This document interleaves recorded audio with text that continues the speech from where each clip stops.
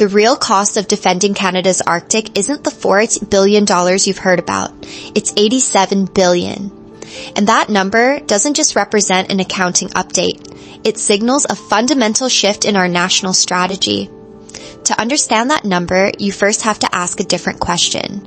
How does a country even begin to defend millions of square kilometers of frozen land where temperatures can drop below -40? For decades, the quiet answer was, we didn't. Not really. Not on our own. Until March 12th, 2026. On that day, Prime Minister Mark Carney stood in Yellowknife and said, "We will no longer depend on any one nation and instead build a stronger, more independent country. With this new plan, Canada is taking full responsibility for defending our Arctic sovereignty." A powerful declaration, but it doesn't explain the $87 billion price tag. To understand that, you need to understand the accounting secret that connects our past to our future and reveals the true scale of what's at stake. That accounting secret is the crucial distinction between how a government budgets and how cash actually flows. It's the key that unlocks the real story here. The figure you've likely seen reported, the official story, is for a NORAD modernization costing around $38.6 billion. A significant number, but framed as a routine long-term upgrade. However, that figure is calculated on what's called an accrual basis, spreading the estimated cost over a 20-year timeline.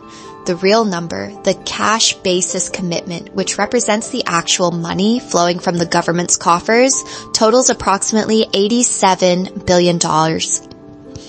The gap isn't an error. It's a completely different way of looking at the commitment. Think of it this way. It's the difference between your monthly mortgage payment and the total price you actually pay for the house after 30 years. The media was reporting the monthly payment. We are talking about the total price of the house. This accounting detail is what elevates this from a simple upgrade to a historic strategic pivot. This gap of over $48 billion makes this the single largest investment related to NORAD in nearly 40 years. It reframes our entire understanding of the nation's priorities. So the gap between the $38 billion accrual figure and the $87 billion cash reality is central to this story. Is this the first time you're seeing the true cash commitment? Let us know yes or no in the comments. We're curious how well this is understood. And a commitment of this magnitude immediately raises the next logical question. So where does the sum of money this historic actually go? An $87 billion commitment is not a number on a spreadsheet. It is the physical reality of concrete, steel, and fiber optic cable being laid across the most inhospitable environment on Earth. So let's look at the blueprint for this new Northern Shield. This is not about patching up old Cold War bases. It's about building a brand new networked defensive ecosystem from the ground up. The transformation begins at 4 key forward operating locations. First, Inuvik. The upgrades here are a direct response to a new era of air power. The runway is being entirely reconstructed and extended. This is a strategic necessity, allowing Canada's heaviest transport and next-generation fighter jets to operate from the high north without relying on allied bases. It is a declaration of operational sovereignty. Alongside this, new purpose-built hangars are being constructed for the F-35 stealth platform, and fuel storage capacity will be tripled. Next, Yellowknife. Here, the investment focuses on endurance and connectivity. A similar runway extension provides operational flexibility, but the critical shift is in the construction of new climate-controlled maintenance hangars and modern munition storage facilities. These are designed to support sustained, complex operations through the extreme northern winter. Just as important, advanced communication systems will link the base directly to southern command centers, feeding a single real-time picture of the entire Arctic airspace. But hold on. Longer runways and new hangars. This all sounds like a bigger, more expensive version of the past. If that's all you see, you are missing the revolution hidden inside this plan. The next 2 bases are not just facilities. They are nodes in a brand new nervous system for the entire continent. And understanding that function is the key to seeing why this is a strategic pivot, not just a renovation. Consider Iqaluit. Its transformation is designed to do something unprecedented. Sustain a permanent fighter squadron on site. This demands a different level of investment entirely. It means robust heating systems and redundant power generation that can operate flawlessly in the deepest cold, and a vast expansion of material storage. It turns what was a temporary staging point into a persistent sovereign presence. And finally, 5 Wing Goose Bay in Labrador. It's being remade into the key strategic anchor for the North Atlantic. Hangar capacity is being doubled and weapon storage is being modernized to serve not only Canadian forces, but also as a primary staging ground for large-scale joint exercises with NATO allies. It connects Canada's Arctic defense directly to its transatlantic commitments. So there it is. A shield of steel and concrete stretching across thousands of kilometers. An incredible feat of engineering, but it forces a deeply unsettling question. Why build a fortress of this unprecedented scale right now? Because the nature of the threat itself has fundamentally changed. The old model of defense, detecting an incoming bomber with hours to respond, is obsolete. We are now facing a new class of weapon. And for these systems, by the time you see them, it's already too late. That new class of weapon is defined by 2 fundamental and brutally fast technological shifts. The first is the arrival of hypersonic missiles. These aren't just faster rockets. They are weapons that travel at over 5 times the speed of sound while actively maneuvering, making their flight path terrifyingly unpredictable. The second is a new generation of stealth cruise missiles, so quiet, so precise, and flying so low that they are designed to be functionally invisible to our legacy systems. This creates a stark contrast in the physics of defense. The old Cold War threat, a strategic bomber, was like listening for a freight train from miles away. You had time to hear it, track it, and react. Our entire North warning system was built for that freight train. But these new threats, they are a bullet you only hear after it has already passed through the wall. This isn't a metaphor. It's the engineering reality that has rendered the entire concept of warning time obsolete. The phrase we ended on, by the time you see it, it's already over, has become the literal operational premise for a modern conflict. So how do you defend against a threat you can't see coming? You have to see farther and react faster. This is the strategic logic driving the spending. First, you push the horizon out. The plan allocates $6 billion to co-develop an Arctic over-the-horizon radar system. This is designed to provide surveillance up to 3,000 kilometers away, effectively buying back precious minutes that technology took away. Initial capability is slated for 2029. Second, you need a new interceptor for a new target. Roughly $6.4 billion is dedicated to advanced air-to-air missiles, like the AIM-9X and AMRAAM, that are fast and smart enough to engage these high-speed threats once the new radar finds them. The recent high-altitude balloon incident and regular Russian bomber patrols near our airspace are simply real-world reminders that these are not abstract problems for the future. They are tests of our sovereignty happening right now. So this massive investment is a direct, calculated response to a fundamental shift in physics and geopolitics. The old shield is broken. This is the cost of forging a new one.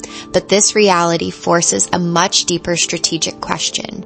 If this is what Canada is defending against, what precisely is it defending for?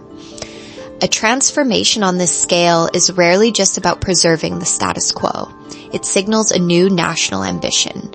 The real story isn't just about building a wall in the north. It's about what Canada intends to build behind it.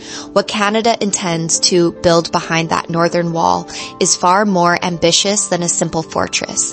This $87 billion plan isn't a defensive reaction. It is a proactive, multi-dimensional national strategy playing out on a global chessboard. Let's examine the first layer of this strategy, the geopolitical game.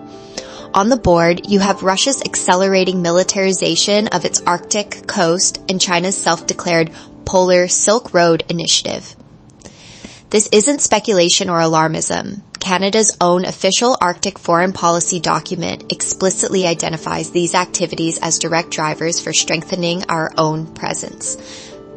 This response is a sober, calculated assertion of sovereignty, but it also signals a deliberate shift in our relationship with our closest ally. By building this independent operational capacity, Canada is quietly moving toward greater strategic independence from the United States. It's about controlling our own backyard on our own terms, but this is where the strategy becomes truly elegant, moving beyond pure defense into nation building. Over $35 billion of this investment is dedicated to dual-use infrastructure, designed to create what are called second-order economic multipliers. Visualize a new military-grade runway in Iqaluit. On one hand, it can land fighter jets. On the other, it becomes a reliable, all-weather commercial hub. That runway suddenly makes it economically viable for a company to explore for critical minerals nearby or for a tourism operator to attract international visitors. The defense spending doesn't just buy a runway, it seeds an entire local economy that couldn't exist otherwise. This is the logic behind projects like the 800-kilometer Mackenzie Valley Highway and new deepwater port facilities. They support military logistics and civilian commerce, turning defense assets into engines of northern prosperity. When you layer these dimensions, the true scale of the ambition emerges. This isn't just a military project. It's a deeply interconnected strategy for defense, economics, and international relations. The official thinking has changed because, as one strategist put it, the Arctic is no longer a distant frontier, but a central stage for geopolitical competition, technological advancement, and economic opportunity. Canada is not just defending the North, it is finally building it. It's a powerful, coherent, long-term vision, a nation-building project disguised as a defense budget. There is, however, a single critical point of failure in this entire $87 billion machine, a human variable that could render every new radar, every runway, and every port strategically useless. And the entire problem can be distilled down to one number, 15,000. That number, 15,000, isn't a projection or a theoretical risk. It is the documented current personnel shortfall inside the Canadian Armed Forces, a human deficit that transforms an $87 billion strategic investment into a high-stakes strategic gamble. An $87 billion modernization of technology and infrastructure sounds foolproof. But a state-of-the-art radar system is merely an expensive sculpture if there aren't enough qualified technicians to maintain it in a blizzard at -40. A newly paved Arctic runway is strategically irrelevant if the flight crews and ground personnel required to operate from it simply do not exist. This is not a minor human resources problem. It is the central execution risk of the entire Northern strategy. The hardware upgrades we've discussed cannot by themselves guarantee sovereignty. The critical flaw in the plan is that these advanced systems are being placed in one of the most demanding operational environments on the planet. And this problem is acutely amplified in the very domain they are meant to protect.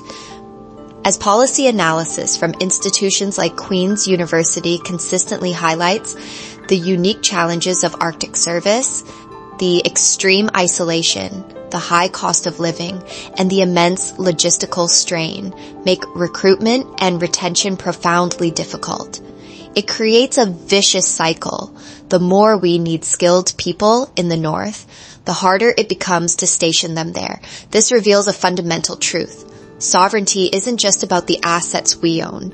It's about the human capital we can deploy. It's the capacity to operate, maintain, and project presence independently. Without that capacity, this monumental investment doesn't secure our sovereignty. It only buys the illusion of it. This human deficit forces a critical strategic question upon Ottawa, a choice that goes to the very heart of our future. Faced with this gap, do we pursue the long, difficult path of building a truly self-sufficient force, aiming for total operational independence? Or do we, by necessity, deepen our integration with our allies, chiefly the United States, and accept that our sovereignty will, in practice, be a shared responsibility? Partnership or independence? The answer to that question defines Canada's next century. That question, partnership or independence, is not an abstract debate for a university seminar. It is a live, high-stakes decision unfolding in Ottawa right now. Its most tangible expression is the future of Canada's air power.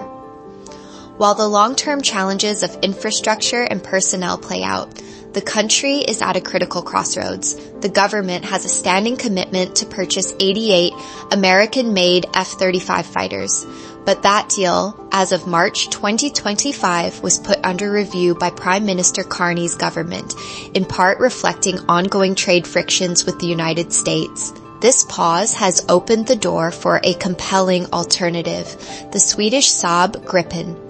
This decision transcends a simple comparison of aircraft specifications. It forces a choice between two fundamentally different strategic philosophies for Canada's next 50 years. First, there's the case for the F-35, which is built on a foundation of unmatched allied interoperability. Choosing the F-35 is the ultimate expression of the partnership model. It means our pilots, our ground crews, and our command systems speak the exact same digital language as our NORAD and NATO allies. It plugs Canada's Air Force directly into the most advanced defense network on the planet. The core argument is clear. In an increasingly dangerous world, the strength of the pack is paramount. This path prioritizes seamless collective defense. On the other side, there is the case for the Gripen, which is a powerful argument for forging industrial sovereignty. This is the independence model made real. The Gripen proposal is not just about buying an aircraft, it's about building an industry. The real number beneath the headline is the projection of over 12,000 Canadian jobs through a local production plan. Furthermore, Saab's CEO, Mikael Johansson, recently stated that delivering these fighters within 5 years is an absolutely credible and realistic timeline, precisely because Canada already has a mature aerospace sector to leverage. This path prioritizes self-reliance, operational flexibility, and domestic economic resilience, so the choice is laid bare. Deep military alignment with our allies, or the self-reliant industrial capability to chart our own course. This decision is being weighed in Ottawa now, and the choice will lock Canada into a strategic path for decades. The consequences for our sovereignty, our economy, and our place in the world are profound. The question we must now ask is not just which aircraft we want, but which future we are prepared to build. And so we arrive at the final calculation. We began this journey with a seemingly impossible problem: how to assert sovereignty over a vast and frozen frontier. This led us to uncover a quiet $87 billion truth, revealing not just a spending plan, but a profound strategic pivot. What we have been watching is the assembly of a new sovereignty equation for Canada. The variables are now clear. There is the true financial cost. There is the revolutionary technology required to see over the horizon. There are the geopolitical pressures redrawing the global map. And there is the critical human deficit that challenges the entire enterprise. This is why this transformation is far more than a military modernization. It is about Canada fundamentally redefining its role for the 21st century. It is the process of deciding in concrete terms what it actually costs to take full responsibility for one's own destiny. Understanding these complex equations, connecting the dots between finance, technology, and national identity is the work we do here. If you believe these conversations are essential for the country's future, subscribe and join us as we continue to piece it all together.